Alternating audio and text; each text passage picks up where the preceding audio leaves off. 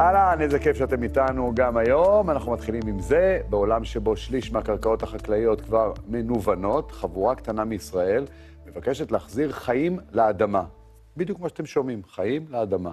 חברת ריג'ן מצפה זרעים במיקרוביום טבעי, שמחדש את הקרקע, מגדיל את היבול ומצמצם שימוש בכימיקלים מזיקים. מה שנשמע כמו מדע בדיוני מתרחש ממש עכשיו בשדות הנגב, יכול לשנות את ביטחון המזון העולמי. איך זרעים מצופים בחיידקים ופטריות יכולים להפוך לנשק הסודי של החקלאות העתידית. שלום לדור אופנהיים, מייסד שותף בריג'ן. ריג'ן? ריג'ן, כן.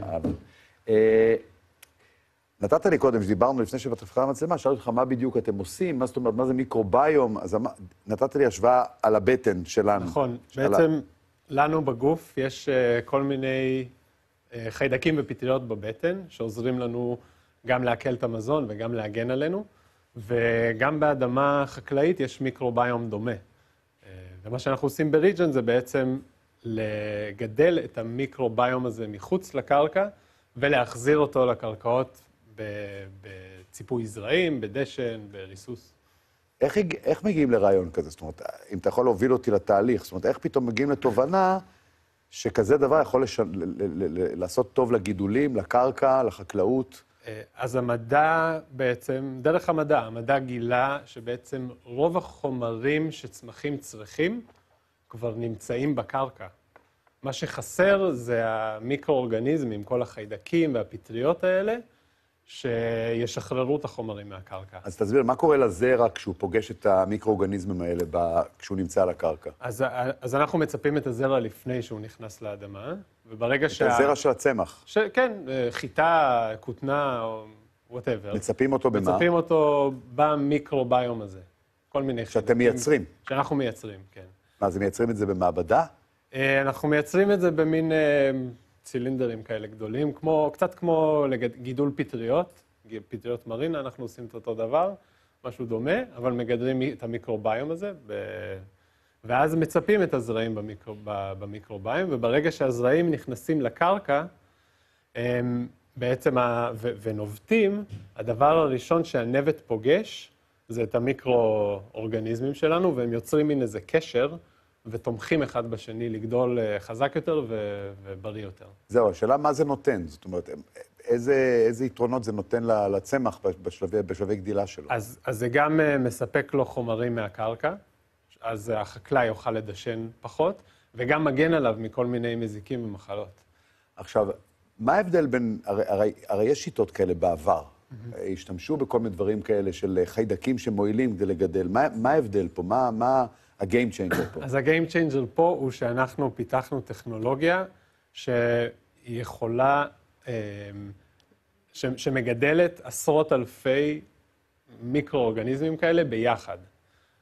בעבר מה שהיו עושים, היו מגדלים חיידק או איזה פטריה, עושים להם mass production ושולחים לרחבי העולם. אנחנו מצאנו דרך לגדל את כולם ביחד, ויש לנו באמת עשרות אלפי מינים, חיידקים, פטריות. אז זה גם חיידקים, גם פטריות. כן. אתם שמים שם אפילו את הטורפים שלהם, נכון? כן, גם את... מה זה הטורפים האלה? זה גם יצורים מאוד קטנים, אבל קצת יותר גדולים, והם אוכלים בעצם את החיידקים והפטריות, ואז... אבל אתה רוצה שהם יאכלו את החיידקים והפטריות? כן, כי ברגע שהטורף אוכל את הנטרף, הוא משחרר חומר, שזה בעצם הדשן. אז למה לא מספיק לבחור אחד חזק וזהו? זאת אומרת, למה אתה צריך להרבב את כל מיני סוגים? שאלה ממש טובה. פשוט העולם הביולוגי הוא מורכב, והם עובדים בקבוצה, כמו איזשהו קולקטיב כזה בקרקע, והם צריכים אחד את השני. כמו שאנחנו צריכים אחד את השני כדי לחיות, הם צריכים אחד את השני כדי לתפקד טוב יותר. תשמע, אני לאט לומד פה, במיוחד אתה יודע, מהאייטמים שיש פה, שכל הסיפור הזה של צמחים וקרקע, זה כמו עולם בפני עצמו, כאילו, אתה יודע, זה כמו העולם של הבני אדם. אתה יודע, היה לנו פה צמחים האם הם מרגישים, האם הם יודעים, האם הם חושבים. זאת אומרת, אתה מבין שצמחים וזרעים ומיקרואורגניזמים, זה הכל דברים כאילו חיים ממש. זה עולם מטורף.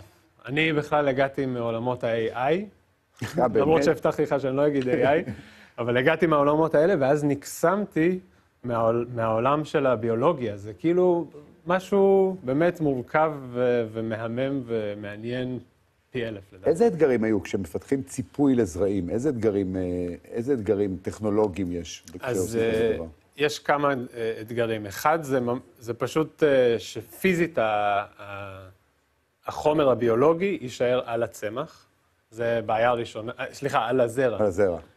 זה בעיה פשוט פיזית, למצוא חומרים אורגניים טובים שלא הורגים את הביולוגיה, שידביק את החומרים לזרע, וישמרו עליהם עד שהם מגיעים לקרקע, חיים, ושהם יוכלו להתחיל לעבוד בשביל הצמח. שאם נעבוד ככה ונחדש כל הזמן את הקרקע, איך זה יוסיף לביטחון המזון שלנו? מה זה יעשה? בואו נסתכל בגדול.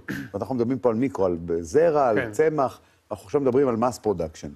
במס פרודקשן אנחנו מדמיינים עולם שבו אנחנו בעצם מדשנים ומרססים פחות חומרים סינתטיים, ככה שבעצם המזון שלנו הוא יותר בריא, מכיל יותר נוטריאנטים.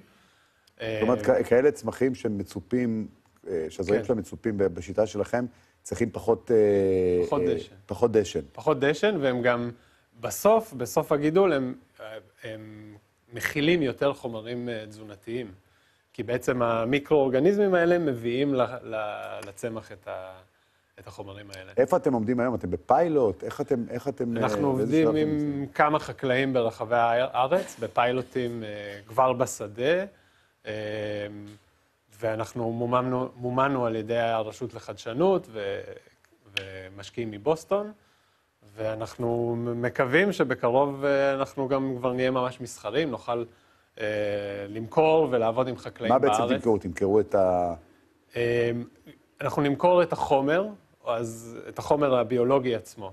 אז החקלאי יוכל להחליט אם הוא שם את זה על הזרע, דרך המערכת השקייה, דרך הריסוס. זה לא רק ציפוי לזרע, זה משמש לו... אנחנו התחלנו בציפוי לזרע, כי זו הנקודה שהיא הכי cost effective לחקלאי, ואנחנו מצפים שככה החקלאים יתחילו לעבוד איתנו, אבל אחר כך אפשר להמשיך ולדשן עוד ועוד את הצמח ולהפחית את החומרים. ובפיילוטים אתם כבר מספיק זמן לראות הצלחה? כן, אנחנו ראינו גם את החומר שלנו מגן על זרעים, ממש מגן עליהם ממזיקים, וגם מדשן. גם ממש בניסוי בצל שעשינו, ראינו שאם אנחנו משתמשים ב-50% מכמות הדשן, עם החיידקים שלנו, הגענו לאותה רמה כמו דישון מלא. זה גם חוסך כסף בסוף. זה חוסך כסף, זה טוב לסביבה, זה רווחי יותר לחקלאי. וכל הפיילוטים קורים בנגב, נכון? חלקם בנגב, האמת. יש גם בשאר יישוב, בצפון, כמה חקלאים שאנחנו עובדים איתם, אבל אנחנו ברחבי הארץ. תגיד לי, וחקלאים של היום מוכנים לקבל כל מיני טכנולוגיות חדשות? כן, תתפלא, כן.